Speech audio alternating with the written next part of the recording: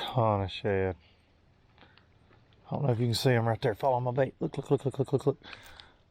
What's up, everybody, and a very good morning to you. A very early morning. I ain't all about getting up at the butt crack of dawn, but this time of year I like to, and there's one reason, and it's like hunting a dadgum unicorn, and that is the shad spawn. So this morning I'm looking for a shad spawn. It is it's May. It should be going down, and I'm looking for it. I'm gonna look for it. I'm gonna show you the things to look for, and we may not find one at all, because like I said, it's a mythical, magical creature.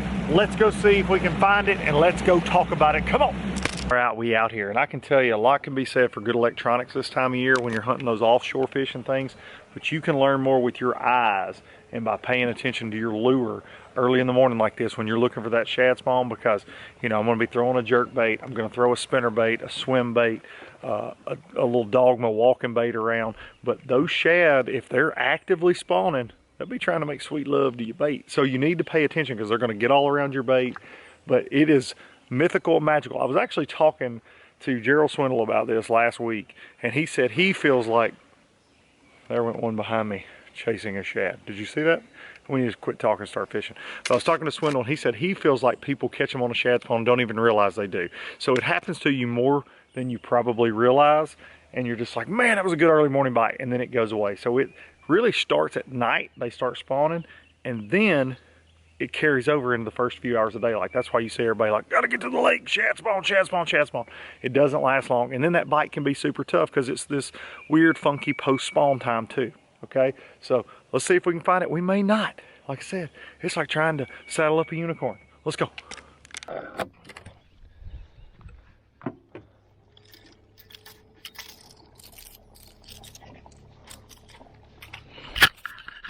All right, so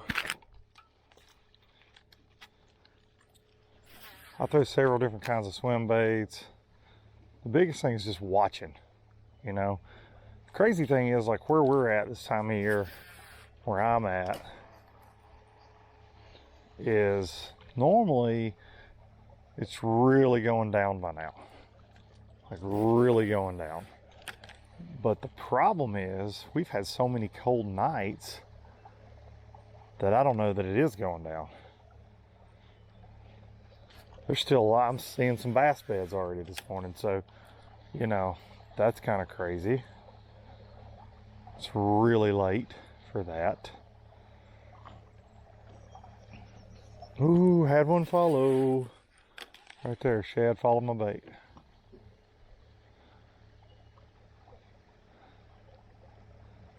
So in low light conditions, I can tell you right now, these are my favorite Costas to wear. These are Silver Sunrise mirror lenses. Y'all hear me talk about them a lot. I actually wear them when it's sunny too. I like to sight fish with them, but when it's early in the morning like this, or cloudy or whatever, they make a difference. There's one right there.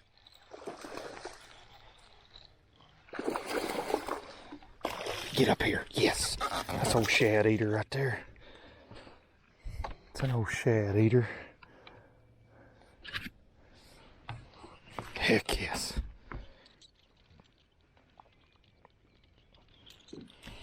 Nice fish. Post spawn, see? Spawned out and trying to get their weight back on eating these shad. There we go. All right. Got us started there. On the old, that was actually on a bull shad. Cool swim bait. And anyway, saw him get it. Thanks to my glasses. He choked it. Let's go. So you have a couple different kinds of shad. You have threadfin shad and you have gizzard shad, mainly where I'm fishing. And they each spawn a little differently. I'm actually hunting big gizzards this morning because, yep, there's one after my bait. Big gizzard shad after my bait. So that's what I want to see. It goes down when that happens. All right, so when you see threadfin shad, they're going to be, yeah, there's some after my bait. We'll catch another one or two maybe. But threadfin shad get in huge schools on the bank. You'll see them flicking. You'll see them getting on hard cover. But gizzard shad, I mean, some of these gizzards are you know, 8 ounces or bigger, they'll kind of get up here like bluegill on some of these gravel banks and things. So that's what I'm looking for this morning. I was not wanting to do that this morning. Killed my flow. Hanging my $50 swim bait. Don't like that. Don't like that at all. There's a freaking 5-pounder swim out from under where my dang swim bait was. I've got a weedless swim bait. I should probably be skipping around these trees a little more. Dang it, dude. That's an old biggin there. Where are you going, biggin? I see you. I'm sorry. I probably ruined your morning. Alright. Not what I was trying to do. Ooh, that sounds good. It's good on your trolling motor prop. It's really good on your trolling motor prop. If you can just grind it down to where there's nothing left, it helps. We may need to pick up the old big glide bait this morning.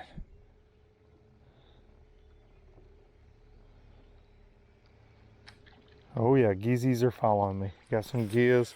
And see, I'll tell you what you can also see with these gizzard shad up here around the bank is it'll be kind of cloudy. They stir the bank up when there gets to be a lot of them, so you can see that, but could get interesting, ladies and gents. So something to look for, you know, is really hard cover, hard bottom areas, just like bass, just like brim beds, things like that. They're gonna get on that hard cover. They're gonna get on trees. They're, God almighty, what was that? Did you see that? Had to be a carp. Had to be. What? I had 40 shad chase my bait right there. What in the heck was that? Did you see that? What?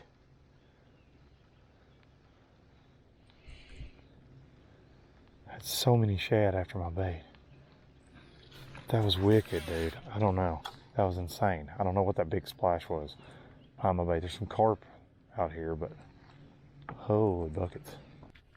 I've been interrupted so many times, it's ridiculous this morning. So what I'm saying, you need to look for hard cover, hard bank lines. That could be bluffs, that could be riprap, that could be docks, that could be hard grass lines and things. I know this is what I'm saying. It's mythical, it's mystical. There's no one set cover they spawn on better than the other. I've caught them like at, you know, lakes like Gunnersville and things, fishing eelgrass, fishing hydrilla, fishing milfoil lines. I mean, they just like to get on something and spawn. And, you know, I've caught them on floating docks. I've caught them on riprap banks. But right now, like these big gizzards I'm after, there's a ton. My camera will not show you what I'm seeing. There's a ton of big gizzards following my swim bait right there. We'll get lucky, we'll catch a giant this morning. It's gonna happen.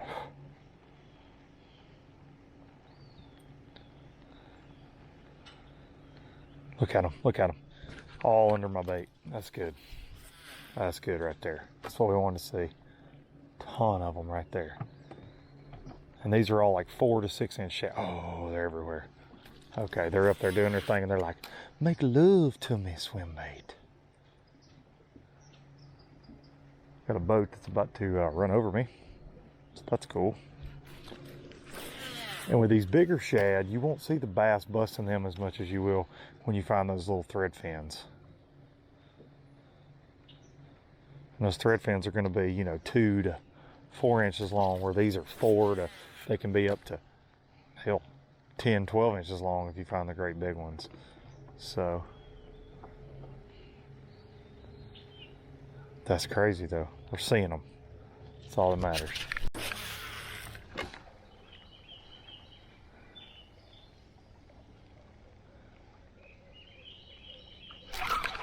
Lost him. Oh,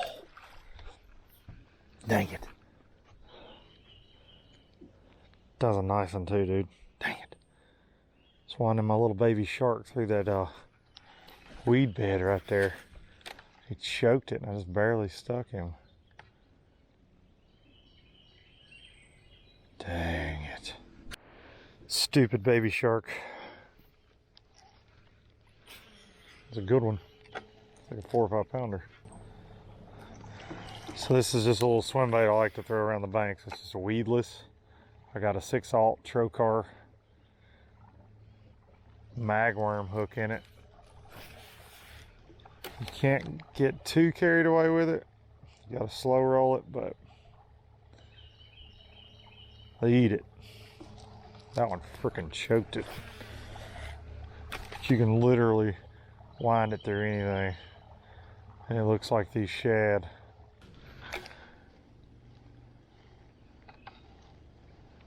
Oh, all over it, missed it. Oh, it's a big one, I saw it.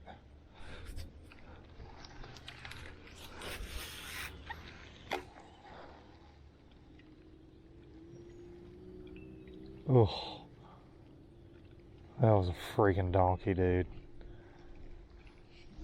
And I mean, climbed all over that thing and didn't get it. Seriously.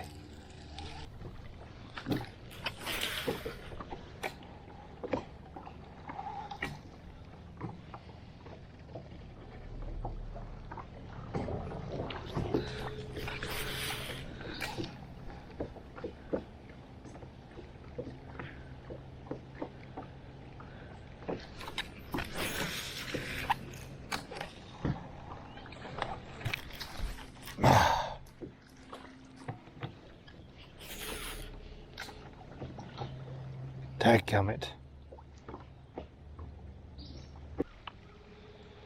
Ton of shad. I don't know if you can see them right there. Follow my bait. Look, look, look, look, look, look, look.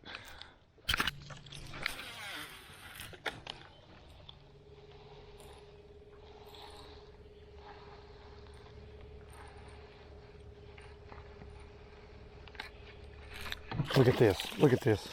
I want you to look. Look, look, look, look, look, look, look. He's trying to get it. Now look. Dang it. Okay.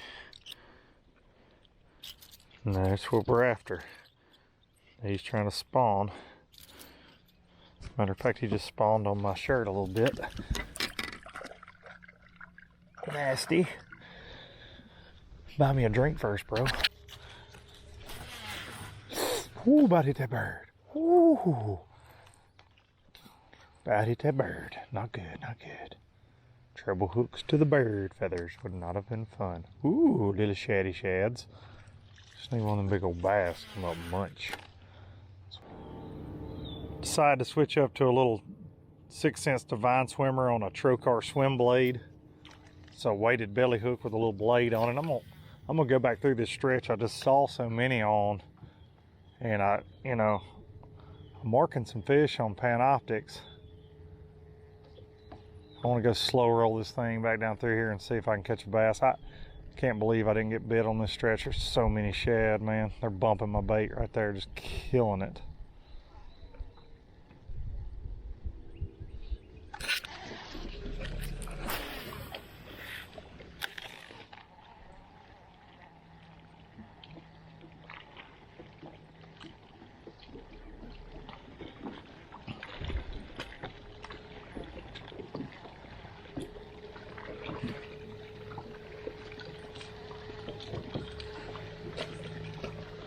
Golly, it's a freaking giant chasing it.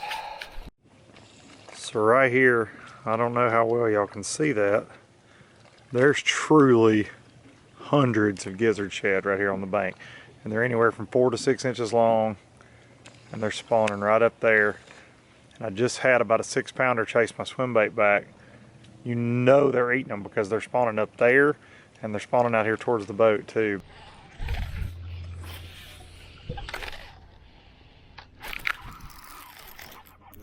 There he is. Oh gosh.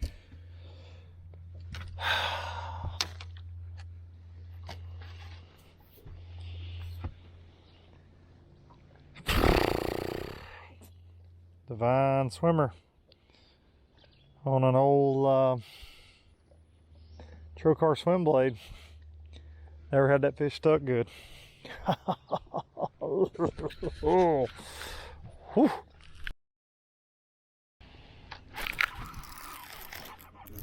There he is. Oh gosh. Oh gosh. Oh gosh. We're about to lose the low light.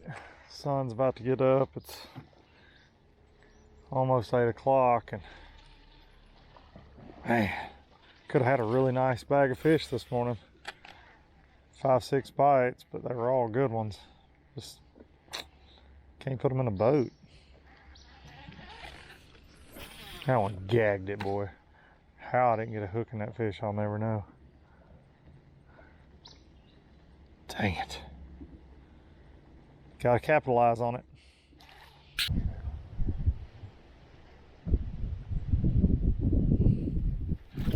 God dang it, that's a giant.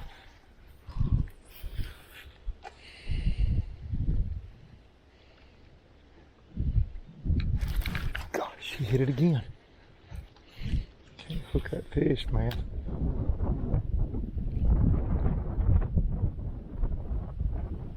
Oh, she bit it again 3 times.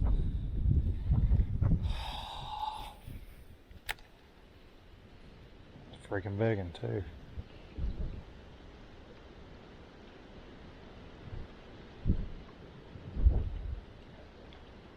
Unbelievable, man. Wish y'all could have seen that one on camera. Golly, it's a begging.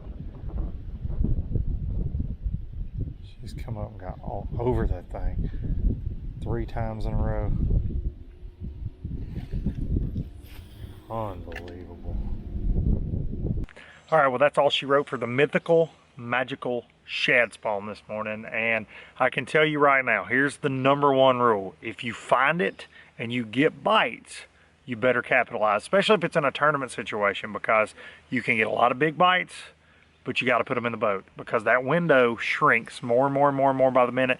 You fish too fast, you try to chase it, it can really get in your head. So I ended up losing a couple nice fish on this Divine Swimmer, little 6-cents Divine Swimmer on a trocar swim blade, little blade on the back of it, weighted belly hook, but caught a nice fish on a bull shad. Had several chase a swim bait, a big swim bait, and then a little baby shark. I lost 3 big ones on that. I actually had about a 6 or 7 pounder chase this thing back to the boat and not get it. But you got to capitalize, and you got to figure out what they'll bite. I never found a thread fin shad spawn this morning, and those are going to be the small guys, and that's where I'm going to utilize like that 6-cents provoke jerk bait, square bills, spinner baits, a swim jig, chatter baits, things like that when I find those smaller shad. And a lot of times those bass will chase those on top of the water, and you can throw a little dogma, a little walking bait, you might throw a whopper plopper, something like that. Never saw that this morning, but I did find a crazy gizzard shad spawn that went on several banks, 4 to 6 inch size gizzard shad. So when I'm doing that, I'm wanting a bigger profile bait. That's where that bull shad comes into play for me. It's as big as my hand. So something that is going to get their attention when there are 5,000 shad down a bank, you got to differentiate yourself. So I like a little bit bigger profile. Hopefully they can hone in on it, but my execution sucked. Just a little couple-hour fishing trip. But the thing about the shad spawn that you always need to remember is it gets blown out of proportion a little bit. You can absolutely set your alarm clock for 3:30 in the morning, drive an hour to the lake, and never see one. Never see one. I know people that have never experienced it. I have experienced magic several times, and in an hour you catch 25 pounds.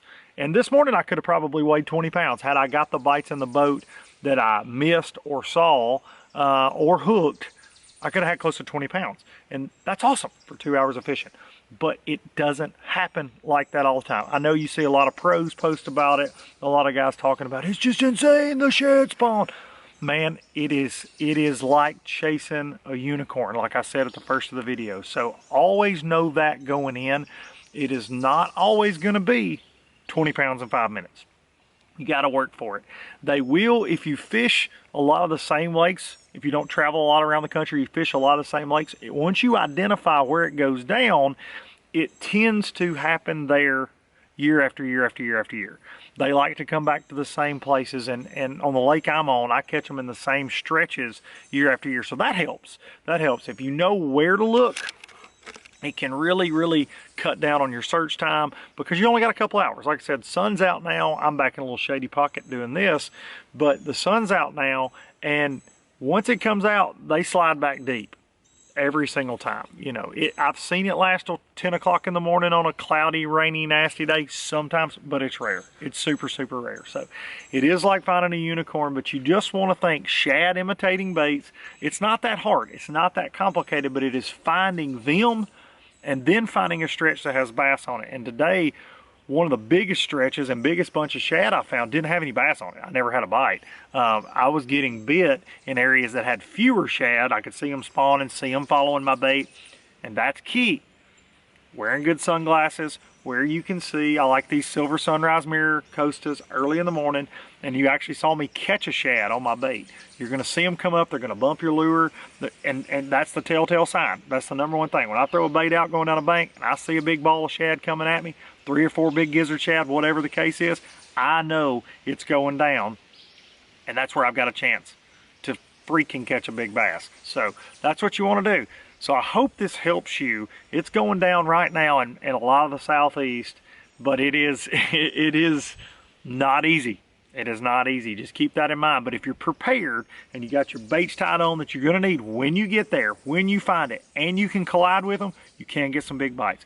I hope you guys enjoyed this. Comment below if you've ever fished a shad spawn, if you like to fish a shad spawn, and maybe drop me some hints, maybe some tips on what your favorite shad spawn lures are. I know I've certainly got mine. Y'all saw some of those today. And I didn't get to break out all of them because I didn't find a full-blown great bank where they were just loaded up. So I didn't get to break out some of the sneaky stuff on them today. But hopefully next time. Thank y'all so much for watching. I really appreciate that. And I will see y'all next time.